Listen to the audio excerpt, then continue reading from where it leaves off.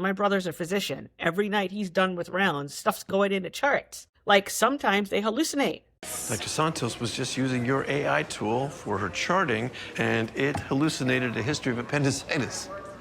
As I mentioned to Dr. Santos, generative AI is not perfect. We still need to proofread every chart it creates.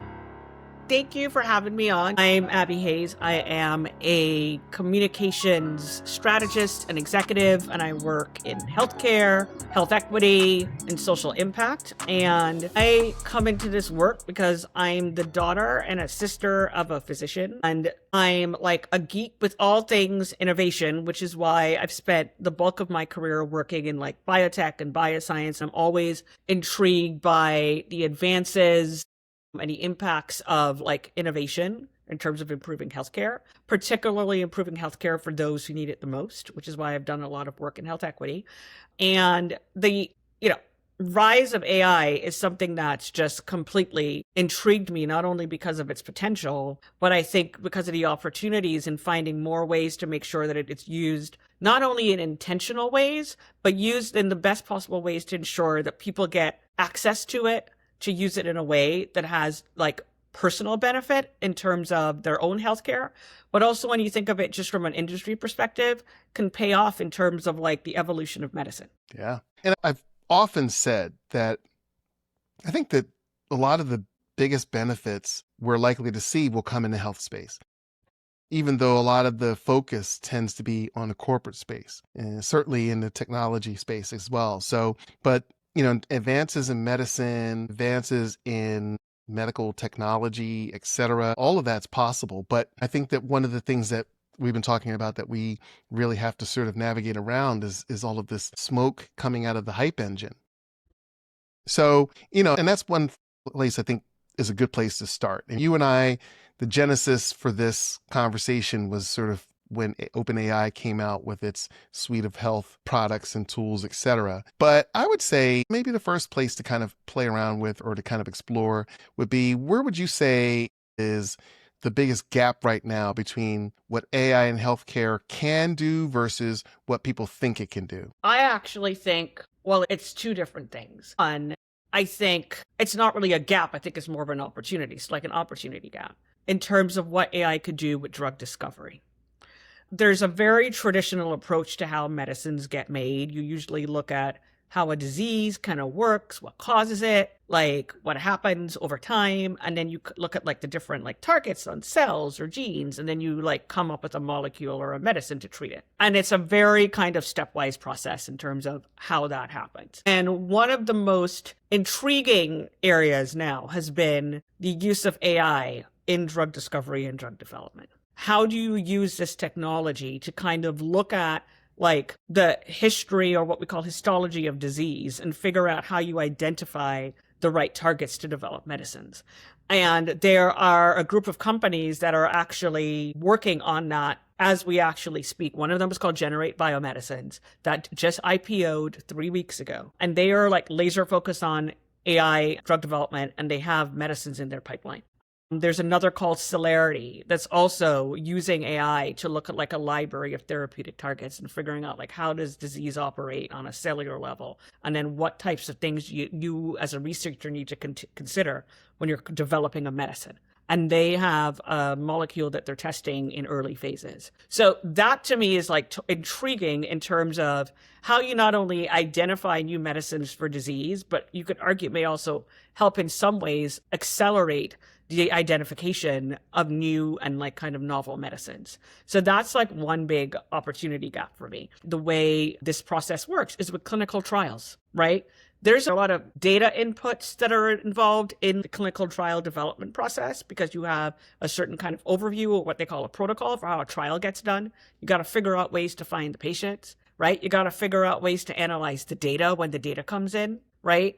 And then also figure out ways that you evolve in the design of them. OpenAI and Claude actually have struck deals with a range of pharmaceutical companies. They have like Novo Nordisk and like Genmab and Sanofi to look at different ways that you could deploy the technology to help with that. Even down to like the minutia of how do I find the right medical citations to support what I'm putting in a clinical protocol. That to me is all very interesting because yes, it's a lot of like labor, right? But it's a lot of technical information that helps actually with like a process that brings medicines to market. The third one that I will say, because this report literally just dropped about 2 hours ago, it's about how you use AI to help enhance the care of patients who are usually like disproportionately affected by certain diseases or don't get access because of insurance. So there's a startup called Cityblock Health that released a report about the role of AI in helping people in the Medicaid and Medicare populations get better care. So they're looking at ways at embedding AI in their value-based model to improve care. So those are like 3 key areas, like that embed in terms of making it better, more efficient, more valuable for a patient experience, I think is very intriguing. Aura is doing it with the Aura Ring, partnering up with companies like Maven Clinic. So I think there's like kind of broader like efficiency, innovation, and drug discovery plays that I think AI can play a huge role in. Yeah. And I guess the other side of that question would be, what do you think is an area that's like overhyped? I think where it might be overhyped is like back to this point about like the medical advice on trying to help a human figure out what they may have or what the next step is. Again, because it may overcorrect for something or minimize a symptom you might actually be having. Right? So that could result in things like more people showing up in an emergency room thinking they have something that they don't. Or on the flip side of it, having people not take the right action because they don't think what they're experiencing is very serious. Right? So that's where there needs to somehow be like better balance. So it's not about like not using, somehow you got to find a way to like have the right LLM like calibrated in a way that hopefully gets to the right information, but then you still need the human to try to like get to the right decision. There are certain things that come with experience, that come with being a doctor, come from seeing certain things and judgment and knowing the body. And I think that people don't quite understand that artificial intelligence isn't the same as human intelligence, and that having data that you're trained on is different from having knowledge. Right. From experiencing things, like my 5-year-old can sit in the back seat of my car with the window down and look and just observe the world and learn more than I or his school can teach him, right? Just from being in the world and just from driving down the street. So we have to understand that artificial intelligence is different. It's not quite the same. And then the only thing that it can really benefit from is sort of computerized data per se. You have to put it into digital format for it to be able to ingest it versus a human doctor, an intern, a med student can learn by observation, not just by what they're taught in school. So there's always going to be a difference in terms of human knowledge and artificial intelligence and its training. We have to just be okay with the fact that we've got this thing over here that has different types of knowledge than we do. And that can be a benefit because maybe if we use it correctly, it can see areas that we might miss and vice versa. We're going to see areas that it will miss. And if we understand where our strengths are and where our weaknesses are, and same thing with it, then that hopefully gives us a more complete picture of things. Yeah. I mean, I think that kind of like the marriage of the two, I think is the optimal approach to like managing this inflection point that we're at when it comes to like healthcare and AI. What we're navigating now is probably not a whole lot different than when people relied on Dr. Google or Dr. YouTube for information. Now it's just like Dr. ChatGPT. Because I mean, Rock Health yesterday like cited data where 1 in 3 Americans are using some form of AI to get information, right? But yeah, the marriage of that and the human is key. There's value in people being informed, but then how do you make sure you get the right judgment from a physician to get to the right care plan, to get to the right diagnosis? I do think there's like huge value in it because I think there's enough conversation around the challenges with this medical system. So this is just a way of hopefully evolving it and then improving it. Yeah.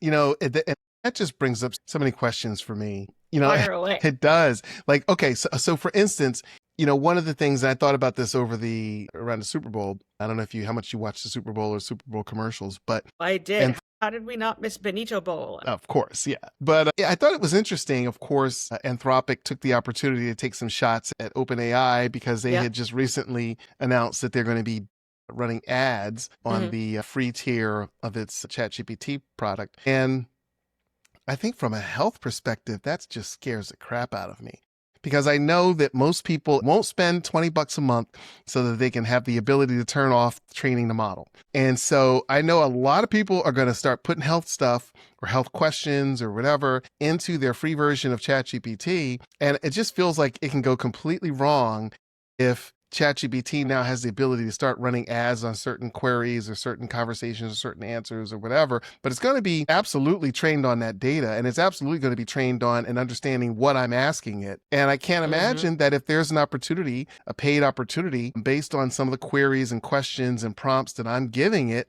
that's not going to show up, right? And if those are health related or whatever, I mean, we see how aggressively the health industry advertises in this country. They're going to want to get in on that for sure. Like you said, It's a new Dr. Google, but then, this is going to be the interesting challenge. Because one of the things that a lot of people don't know is how heavily regulated the pharma industry is. So there's a whole lot that goes into not only what you see on an ad on TV, but even when you see the banners when you're online, right? And, there's a lot of stuff related to like regulatory, like Saturday Night Live famously makes fun of all of the side effects that you see at the end of ads. There's a reason for that, right? They can't not have the ad without that. So the question then becomes, if you were to place an ad within a closed loop system like that, how do you make sure you do it in the right way that satisfies the fair balance, right? And has all of the requisite information. And when I say fair balance means if you're looking up for information on asthma and you want an ad for a GlaxoSmithKline drug, for example, asthma drug to show up, you got to make sure that there's other information that balances it out. So you're not only biased to one company's medicine. Right? That's going to require a whole host of guidelines that I'm sure a lot of people are sitting in rooms trying to figure out right now. I still remember when Mark Zuckerberg went and testified on the Hill, maybe before the pandemic, and it was very clear that almost none of those lawmakers understood how social media works. Okay. I mean, we're talking Facebook. Okay. And so I have very little confidence whatsoever that they understand how LLMs work. AI model, frontier models in general. So how could they possibly regulate this effectively? I mean, TV and print advertising have been around for decades. And so, yeah, they wrap their heads around that. Right. I don't know that they got their heads wrapped around this.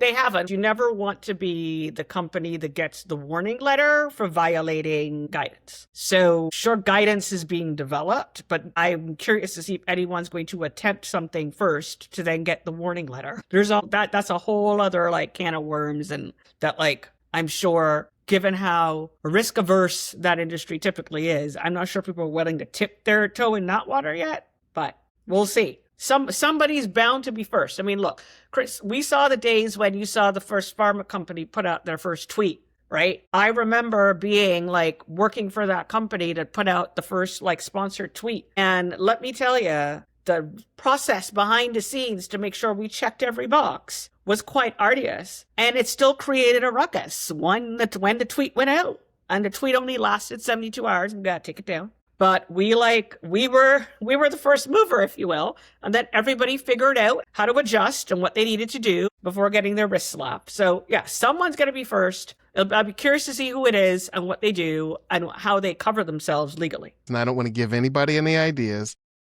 although I think they already have them. But let's take Google.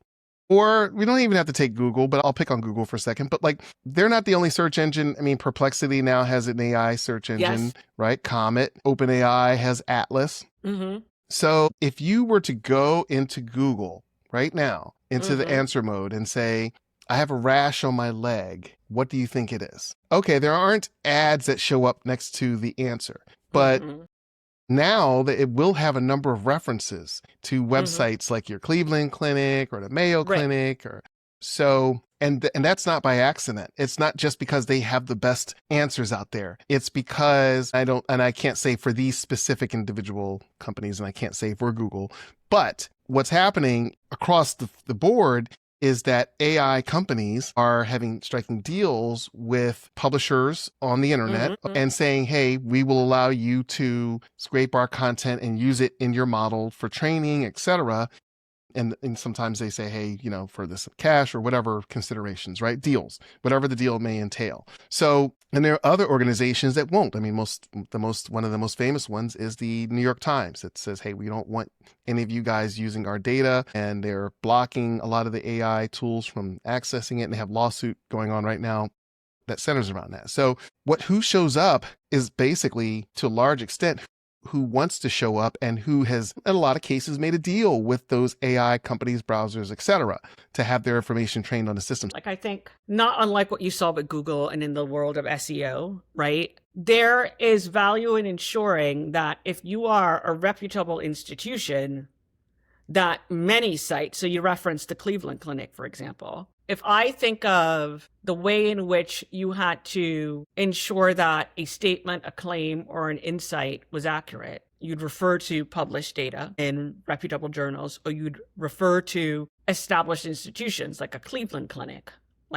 or a Memorial Sloan Kettering, for example, as your reference point, right? So in a world where we know accuracy, there's lots of issues around truth accuracy and mis and disinformation, and ensuring that people get information from trusted sources, it's not surprising that if I go into Perplexity and I ask a medical question, that I might get a citation from Cleveland Clinic. And that's either because of a deal, or it could be because we've also seen data on this, the LLMs are relying on certain sources, be it medical journals, be it legacy media, right? Which is why, for example, like the Associated Press has had agreements with, say, OpenAI or other journals. From like a medical perspective, I know a lot of doctors who use Perplexity. Why? The citations, right? Because those are the sources that you want to go to, right? But if you're citing stuff that refers to like trials, data, analyses from trusted places, that to me, there's no issue with. And in a world when the LLMs are drawing on God knows what, you need to make sure that they have... Devil's advocate, though, you know what a trusted medical source is. A doctor understands what a trusted medical source is. But I think the vast majority of people probably don't. And I shouldn't even say probably. We just went through a whole pandemic. I know. Where our whole country couldn't agree on what was a reputable source of medical information. What I'd be interested to see, and this goes back to your point about like who's had agreements with whom, it's like what types of like contextual information gets served up when you actually do the search, and these are the citations that are given. Right? Because what I've noticed now, for example, and these aren't necessarily with health related things, although you see it with other types of searches, they'll tell you, we derived this from these 3 places. So I don't want to like say that these are the be all and end all. But I will say, in a world of misinformation and disinformation, if the LL like spouts the information and frames it in a way that gives you context for what the source is and what you're getting and gives you guidance on how you should use it, that to me is a critical piece. We don't have time for the whole media literacy conversation that's needed in this society. But let's talk a little bit about bias. One of the things that I find when I talk about bias in AI systems is that people believe that information isn't biased, that it's just data, numbers, etc. Humans compile data. Humans use that data to train models. And so that's how bias creeps into models. And then on top of it, if you have a disparity of certain things or what have you, data in the training, then that's going to result in bias and hallucinations and things like that. Well, I think just going back to that Nature Medicine study, I mean, that is like a perfect example of how without the right like information on like lived experience, right? Or, like the history and incidence of certain diseases or conditions in different populations, it could give you like totally different information. If in this instance, it was like what they said, under triaging, as in minimizing some of the symptoms that Black patients were putting into the LLM to try to figure out what they need to do next, that then is a signal that the LLM needs to be trained differently, right? It's what, my friend Dr. Uche Blackstock, who's done a lot of work in health equity, talks about, right? Like these systems will only give you what they know, and a lot of the information is biased, right? So if you want to make sure that, like for example, if you are a Black woman going through a certain health experience while you're pregnant and about to give birth, there's certain contextual pieces of information related to you as it relates to Black maternal health that will probably be relevant that you need to know. There are lots of gaps in terms of culturally relevant advice almost that these systems may not be able to provide because they may or may not have been trained on it, right? Like you and I use the whole example of chronic kidney disease, which up until recently, there were specific guidelines used to determine the risk of people who were Hispanic or African American or who were not. And that information was based on historically biased information that meant a lot of people in those populations were lower down the priority list when it came to things like transplants because of, a skewed perception of what that disease, how that disease manifested in them. And it took that one student in medical school to call it out and flag it. And they got all the medical groups to change the guidelines, which I'm sure now have been uploaded into the algorithms. So now the algorithms will tell you something different. Yeah. I mean, think about it, Chris. Up until the mid 1990s, do you know that women were not included in clinical trials up until the mid 1990s? So all these medicines that people are getting are based on data in men. Yeah. Hardly surprising. Right? So like now, I mean, obviously there have been shifts to make sure our clinical trials are representative of our populations. But then again, think about the information that's out there in the world that the systems are using, right? That's where some of that bias comes in or some of the inaccuracies come in. Yeah. No, you're right. And I think that it really is a challenge. And I think it's hard for people to wrap their heads around. So I think it's good that there's more information. And I think it's good that there's more of a conversation because most of the conversation about AI centers around corporate efficiency.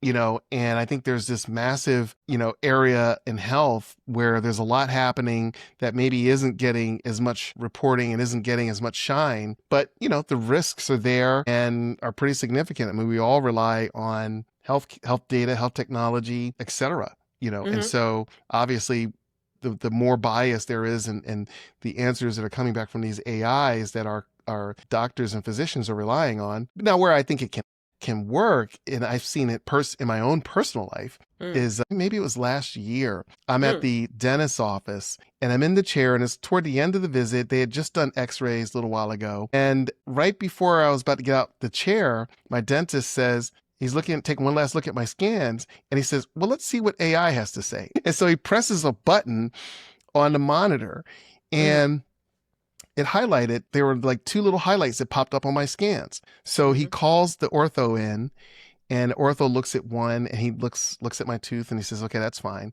And he looks at the other area, and he says, yeah, there's a cavity here. There was a cavity that the human dentist missed. Right. So to me, I think that's where it works, right? Where might a human, what are those 1 or 2 or 3 or 4, whatever percentage instances where they might have missed something fell through the cracks. And I know that radiologists are using it in a similar fashion, right? They're not just letting the AI run amok and just do its own thing. It's sort of being used as a complement, as almost like a second pair of eyes. So to me, I think that's super encouraging. And I mean, in my case, it was only like the case of a cavity. Right. But in the case of obviously a biopsy, 1 or 2, 3% is a huge deal, especially when it comes to catching things early. To make sure that you're being thorough, right? So if there's ways that technology can help, I would embrace it. I mean, it's why we have all the diagnostics that we have. So if there's just ways to enhance existing diagnostics, I don't see any issue with that. Who had a cancer diagnosis and they used AI to kind of just cross-reference a few things or just double check. You still have the human, but it's like adding just another layer of diligence, if you will, in some ways. And the other area where I think it's super helpful, which I think you and I have talked about, is how do you use it to just help you figure out how to come up with your right wellness plans or actions you might need to take. I signed up for the ChatGPT Health pilot, uploaded just my Apple Health data, and it gave me an enhanced fitness plan, right? I haven't gone full throttle yet with the medical records. The privacy piece is still out there for me. But if it's helping you take different and or better steps to living a healthier life, totally don't have an issue with that, right? But it's not necessarily the thing that I'm going to use as the be all end all, because I'm still that person that believes I need the right expert advice that's based on that experience coupled with the information that I have, right?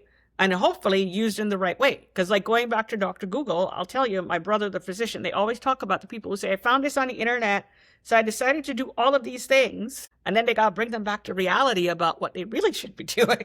Now they have It's AI, that which sounds balance. way more convincing. So Yeah. let's back up a second. Can you tell me, because you have access to the health tools and frameworks within OpenAI, but I think most people don't.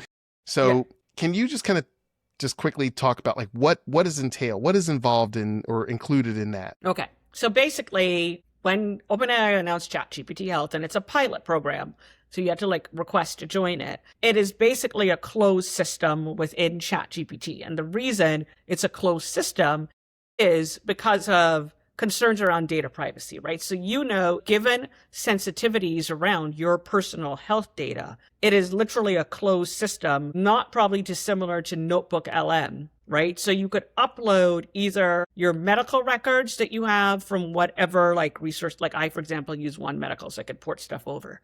You can take stuff from Apple Health if you're a customer of Function, which does all the diagnostic tests, or if you use MyFitnessPal, upload all that data into this closed system, and it will give you you could prompt it to get like a full analysis of your health status, right? And then you can ask it a range of different things. So like I said, like I signed up for it. I just uploaded the stuff from my Apple Watch, and it just basically gave me an overview of what my current fitness profile looked like and things I might need to consider. So and I'm sure it's being piloted because they need to figure out what works best, for them.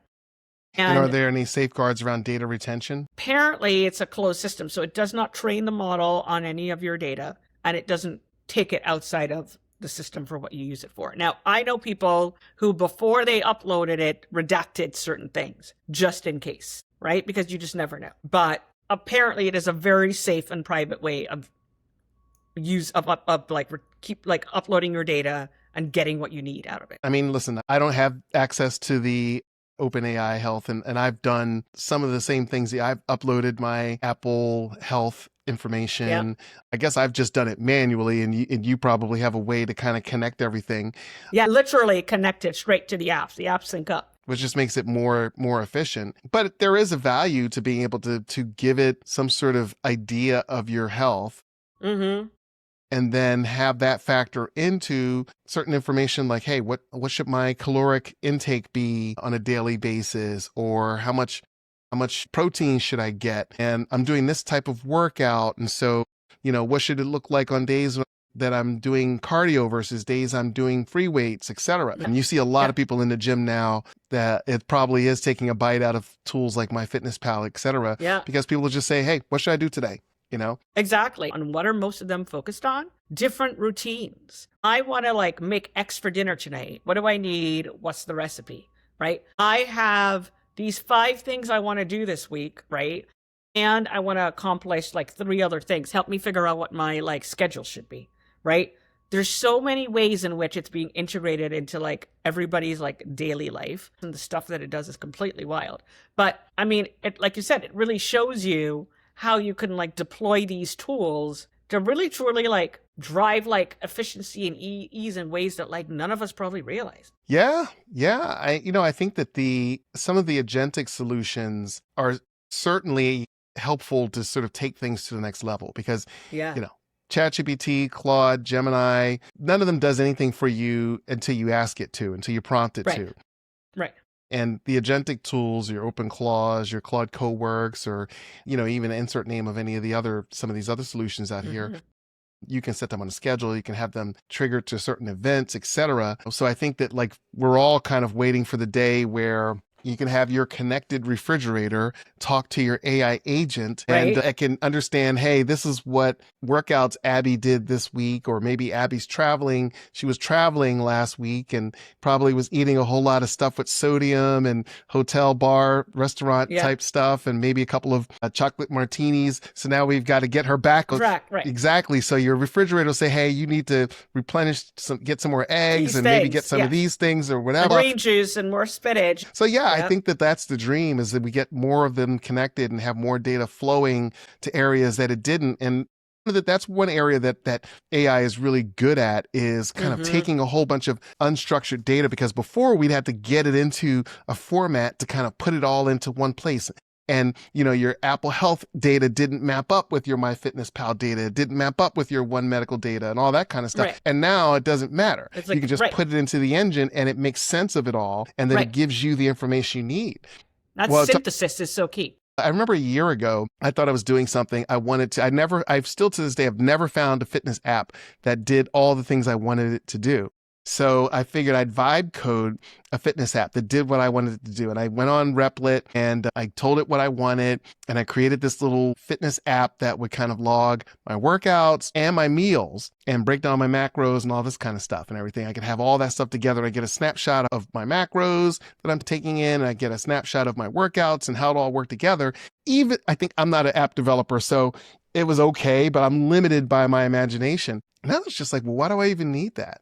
Tell it, hey, here's what I ate today. Take a picture of the thing that has all the macros on it. Here's what I ate today for lunch, dinner, etc. Here's the workouts I did. Plan out my workouts and meals for next week. And if I say, hey, oops, I didn't get to the gym today. Right. What do I need to do to make up for this? Yeah. Right. It'll do it. It'll say, okay, we'll do these things at home, these body weight exercises at night when you're being a night owl and all that kind of stuff and everything. And, it won't be the same, but it'll be better than nothing. And then the next day go in and do X, Y, or Z. So I think that those are some things that are flying under the radar, because I do think that increasingly we see a lot more people using AI for that. Mm-hmm. And I think that the fact that everyone's so data obsessed now with the, you admitted that you have an, Oura Ring, and I know the Whoop bands are really popular, right? It's all about having that data. Mm-hmm. I mean, because like I said, like one of the biggest thing, and I know like we had a whole text thread about this, like when the announcement of the first wave of these like options came out, was the first thing that came to mind was like just the empowerment piece, right? Knowledge is power. Information in some ways is power. So having that about like your own health gives you a certain kind of agency, right? Which I think like then being able to find ways to enhance that, that's like a huge win. And I think like the synthesis, like you said, across like bits of like information or like kind of pockets and systems is also a huge deal, because one of the biggest criticisms of the current healthcare system is how siloed it is. Right? So imagine the beauty of bringing all that stuff together, not only with your information, but in terms of all the people who are involved. I think the biggest access question to me is always around the digital divide, because for as much as we're having these conversations about the benefits and how we get to use it, I mean, not everyone is like us with the privilege of having all the right access to the right tech to be able to like use these like chatbots and tools in the ways that we all do. And that's like a much broader issue and challenge that needs to be addressed, because there's certain segments of the society that are able to do that. Issues in equity gaps with care. Like I went back to that like Cityblock Health report about how they're using AI in ways to like better treat and manage people who are a part of the Medicaid and Medicare population, which is an underserved population in whom there's lots of equity gaps. So it's like you're using the technology in a way to improve care based on a model that but like, I do think bigger picture, there needs to be a way to make sure that you could democratize access to it all so people could derive the benefit from it. Because just like some people don't have access to computers to look up the stuff on the web, the same goes for the LLM tools. I'm curious to see what types of deals a lot of these companies start to strike, like within like communities and different sectors, right? To make sure that they can bridge those divides, right? Because you're seeing some of them working with nonprofits that help reach people in underserved communities, right? They're looking to find ways to strike deals with different like people on a city level or a state level. So that's where they can find ways to bridge the divides as well, because I think that's where you can like truly harness the power if you're able to like democratize it all. On mobile will certainly help that, because I think to your point about computers, you can reach far more people with mobile devices, even if we're talking about certainly when we're talking about into the developing world. Than with desktop computers or tablets. Yeah, for sure. Well, this has been a great chat. I'm sure we could go on for another hour or so, but where can people find you? So first of all, I'm on LinkedIn. So if you look me up under my full name, Abenaa Hayes, that's Abenaa Hayes. I post like lots of thoughts and perspectives on this on LinkedIn. I also have my website for my consultancy, which is www.elyseeconsulting.co, and that's spelled ELYSEE consulting.co. So those are the ways that folks can find me. Wonderful.